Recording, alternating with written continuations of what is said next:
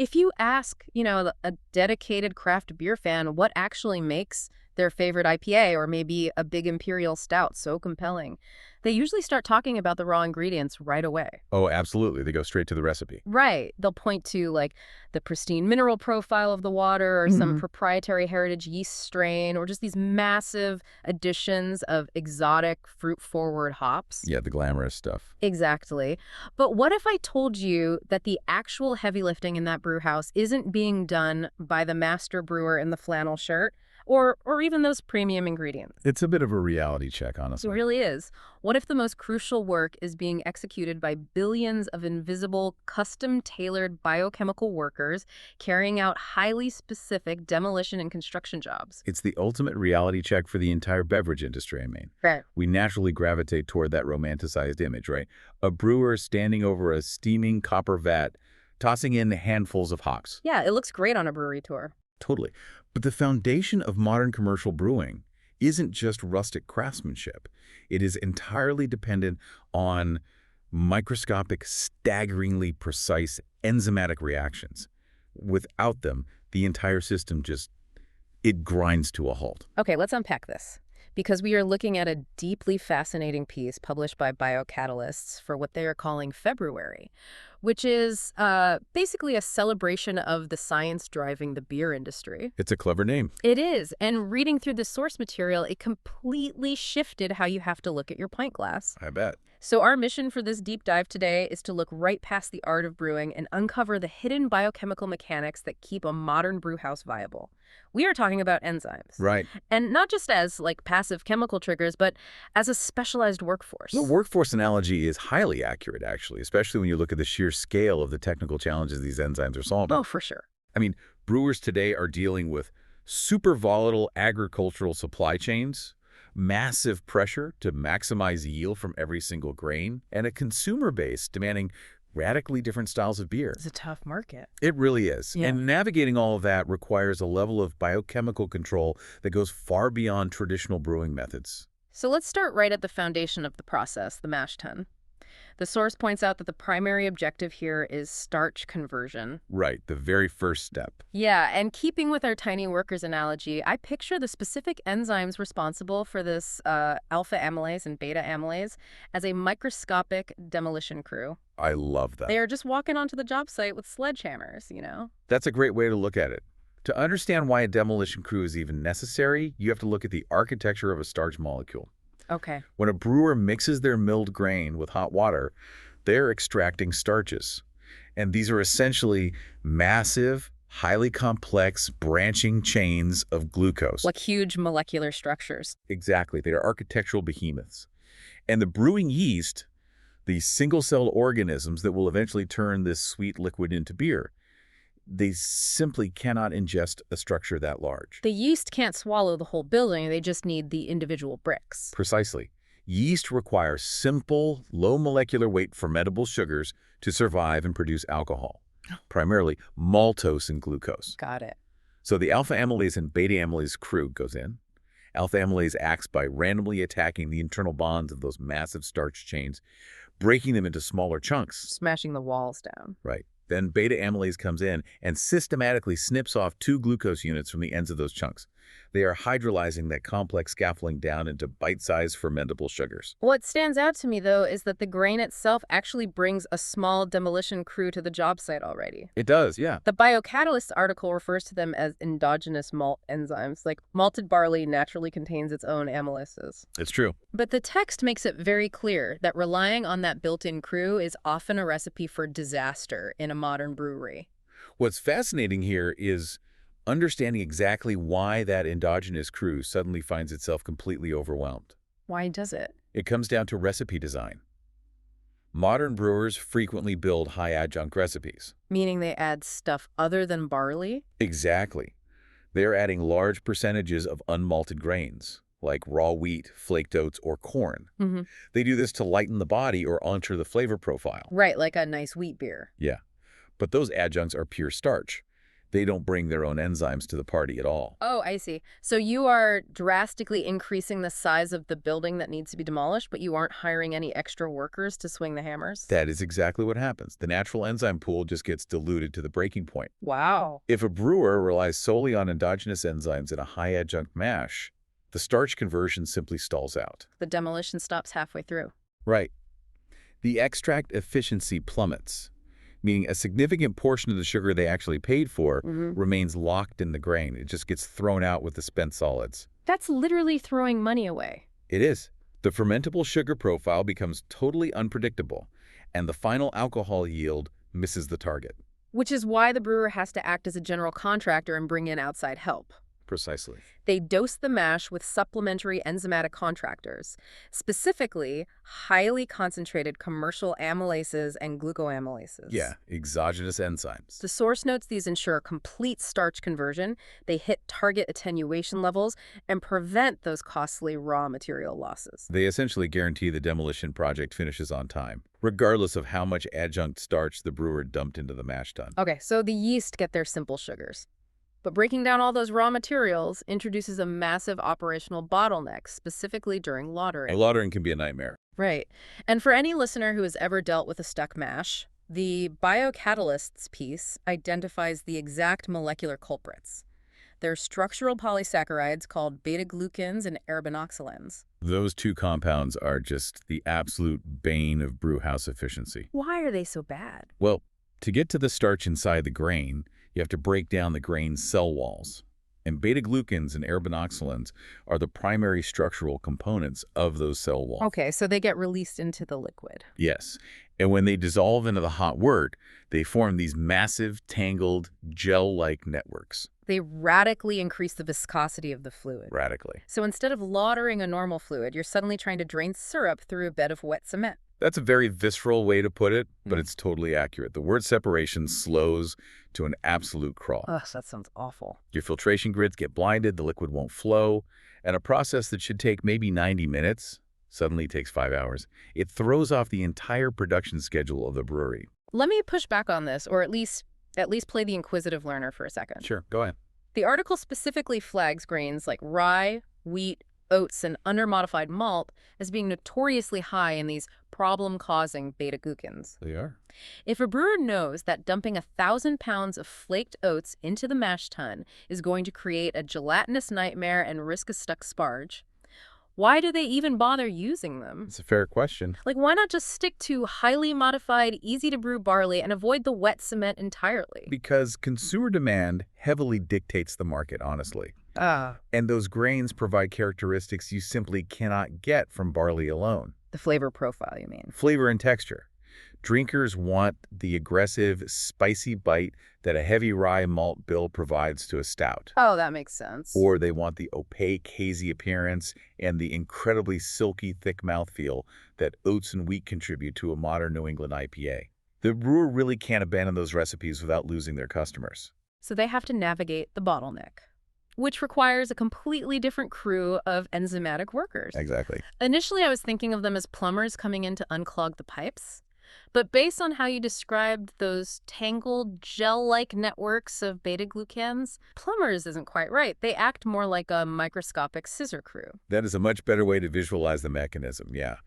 These specific enzymes, beta-glucanases and xylanases, they don't just push the sludge out of the way. They cut it up. Right. They actively hunt down those structural polysaccharides in the fluid and snip the specific chemical bonds holding the gel together. They are literally cutting the nets. Once those tangled networks are chopped up, the viscosity plummets instantly. Almost immediately, yes. The source outlines how this specific intervention leads directly to faster lautering and vastly improved brewhouse throughput. The brewer can run more batches in a single day because they aren't fighting a stuck mash for hours on end. Time is money in a brewery. And it also significantly increases extract recovery. Well, when the mash is highly viscous, a lot of the sweet wort gets trapped in the grain bed. You just can't rinse it out. Oh, so you lose sugar again. Exactly. But by snipping those beta-glucan nets and thinning the liquid, the brewer can rinse the grain much more effectively. They pull out a higher yield of the fermentable sugars they need.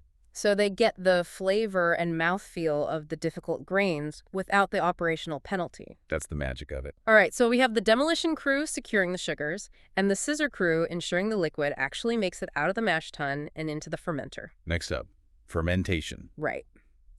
Now the wort is ready for the yeast. And we all know yeast consumes sugar to produce alcohol and CO2. But yeast are living organisms. A diet of pure sugar isn't going to sustain cell growth for very long. No, it definitely won't. Mhm. Sugar provides the energy, but yeast need nitrogen to build their cell walls, synthesize their own internal enzymes, and reproduce during that initial lag phase of fermentation. They need a balanced diet. Yeah, if they don't have access to usable nitrogen, they simply can't do their job. Which brings us to a crucial biochemical mechanism highlighted in the biocatalyst text, the generation of free amino nitrogen, or FAN. FAN, exactly. And this is handled by a third specialized crew, proteolytic enzymes. If the amylases are the sledgehammers, the proteases sound like meticulous, highly trained chefs. They really are. They are breaking down complex malt proteins into simpler amino acids and small peptides that the yeast can actually absorb across their cell membranes. And without sufficient FAN, what happens? The yeast becomes severely stressed. And stressed yeast perform terribly. The article explicitly links inadequate FAN to sluggish fermentations, where the yeast simply stall out before hitting terminal gravity. It's a huge problem. But it goes beyond just failing to finish the job, right? Stressed yeast throw off terrible flavor compounds. Well, they certainly do. A stressed yeast cell will start producing excessive amounts of diacetyl. Which tastes like artificial butterscotch, right? Yeah, movie theater popcorn butter. Or they produce acetaldehyde, which tastes like raw green apples. Right, in a crisp lager or a clean ale, those off flavors are immediate grounds for dumping the entire batch. Consistent attenuation and clean flavor profiles absolutely rely on the protease generating enough FAN. But the reason I call these proteases meticulous chefs is because of the incredible biochemical tightrope they have to walk. Oh, it's a very delicate balance. They have to chop up enough protein to feed the yeast, but they have to know exactly when to stop chopping. Because if the proteases are too aggressive, if they just indiscriminately chalk up all the proteins in the wort, they destroy the medium to large molecular wheat proteins. And why do we need those? Well, those specific proteins are what the industry calls foam positive. Ah. Yeah, They are the structural foundation of the beer's head. exactly. If you destroy those glycoproteins, your beer pours completely flat. There is no beautiful, frothy foam clinging to the side of the glass. The head retention is totally annihilated. It looks like dirty dishwater. So the proteolytic enzymes must be perfectly calibrated. Controlled protease activity ensures sufficient yeast nutrition for a healthy fermentation, while stubbornly protecting the larger proteins required for a visually appealing pour. It's a remarkable balancing act. And speaking of visual appeal, these enzymatic workers are also deployed to manage the physical appearance of the beer long after it leaves the brewery. Shelf stability is huge. Yeah, the source details how protein-polyphenol interactions are the primary culprit behind haze formation. Over time, proteins in the beer bind with polyphenols, which are organic compounds derived from the hops and the grain husks. Okay. They bind together and form these large complexes that scatter light, creating a cloudy appearance. Sometimes a brewer actually wants that, like in a hazy IPA, but for a traditional Pilsner or crisp West Coast IPA, clarity is paramount. If we connect this to the bigger picture, preventing that haze achieving what the industry calls colloidal stability isn't just a vanity project for a local pub. No, definitely not. And neither is managing oxidative enzyme activity, which the article also highlights. Oxidative enzymes are what cause a beer to stale over time, eventually giving it that dreaded wet cardboard flavor. Nobody wants cardboard beer. Exactly. Applying targeted enzymatic treatments to reduce those haze-active proteins and control oxidation significantly extends the shelf life of the product. And the reality of modern commercial brewing is that a six-pack might be brewed in San Diego, loaded onto a sweltering cargo ship, wait in a distribution warehouse in Europe, and finally be purchased by a consumer 6 months later. It's a long journey. If that beer doesn't taste and look exactly the way the brewer intended when they made it, they lose a customer forever. Shelf stability is a critical survival trait in this industry. Breweries are competing on a global stage now. The biochemical interventions that ensure a beer remains brilliantly clear and flavor stable across thousands of miles and massive temperature swings are what actually enable that global distribution network to even exist. Mastering that level of biochemical control doesn't just preserve the traditional styles we know and love, it allows the industry to evolve. It pushes the boundaries. Which brings us to the final and perhaps most forward-looking theme of the Biocatalysts article, innovation and sustainability. The beverage market is shifting incredibly fast. Consumers are demanding diversification. We are seeing a massive rise in demand for gluten-reduced options, hyper-attenuated styles, and low-carbohydrate beers. It's everywhere now. Yeah, and you cannot produce these consistently using traditional 19th century brewing methods. Here's where it gets really interesting, because when I see a low-carb craft beer on a grocery store shelf, I always assume the brewery had to employ some radically different, perhaps compromised brewing technique. Like what? I don't know, maybe they watered it down or mashed at a wildly different temperature to thin it out. But reading the mechanism in this article, it's often not a different fundamental process at all. They just deploy highly specific enzymes acting as microscopic carb cutters. To understand the mechanism there, you have to look at what normal brewing yeast actually cannot do. Okay. During a standard mash, alpha and beta amylase break down a lot of starch like we talked about, but they cannot break the specific chemical branch points, the alpha-1,6 glycosidic bonds found in complex starches. So they leave behind these branching molecular fragments called dextrins. Exactly. Standard brewing yeasts do not produce the enzymes required to metabolize dextrins. So those complex carbohydrates simply remain in the finished beer. They just sit there. Right. They provide body, slight sweetness, and caloric carbohydrate content. So to make a low-carb beer, the brewer introduces exogenous enzymes like specific glucoamylases or polunases that are uniquely capable of snipping those stubborn branch points. They target those leftover complex carbs, cleave them into simple fermentable glucose molecules, and suddenly the yeast can consume them. Wow. Yeah, the dextrins are converted into alcohol and CO2, leaving behind a much drier, highly attenuated, low-carbohydrate finish. The Biocatalysts article specifically highlights their Delta Brew brand as a targeted enzymatic solution, giving brewers exactly this kind of flexibility. It's a very versatile tool. They can enhance clarity, alter the flavor profile, and manipulate the yield, all while maintaining strict process control over the final product. They just hire a specialized crew of microscopic workers to target the carbs. It's elegant. It is elegant, but it also serves a dual purpose, because beyond just facilitating novel beer styles, the application of these enzymes addresses the most pressing existential threat to the industry environmental sustainability. This raises an important question for the entire food and beverage sector. As global sustainability targets tighten and the cost of raw agriculture and energy skyrockets, how does an energy-intensive operation like a commercial brewery actually reduce its environmental footprint? The answer lies in the efficiency metrics outlined in the source material. By deploying enhanced enzymatic solutions, breweries drastically increase their extract per ton of grain. They are pulling more fermentable sugar out of the exact same pile of malt, which means to produce, say, a 50-barrel batch of beer, they physically require less grain, that's less agriculture, to plant, water, harvest, and transport via diesel trucks to the brewery. The ripple effects are massive, and the energy inputs drop significantly as well. How does that work?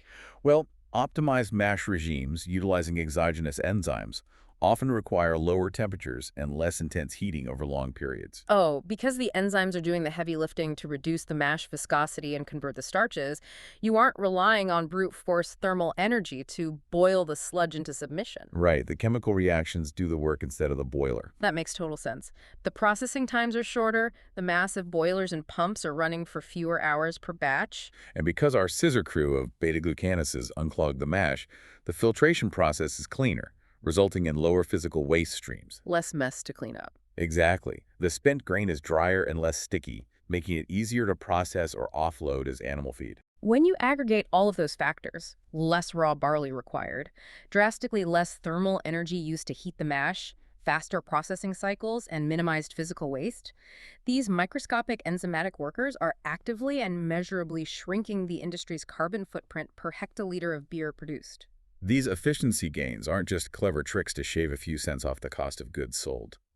In an era of climate volatility and razor-thin profit margins, maximizing yield while minimizing energy input is an absolute environmental and economic imperative. So what does this all mean? We started this deep dive talking about the romantic, artisanal image of the brewer, the copper kettles, and the heritage ingredients. The classic brewery tour. Right. And while we should absolutely continue to celebrate the craft, the artistry, and the tradition of recipe formulation, the actual engine driving every successful modern pint is staggering biochemical precision. The Biocatalysts February article really strips away the romance to reveal a fascinating truth. Yeah, it does. Commercial brewing is, fundamentally, a highly controlled enzymatic process.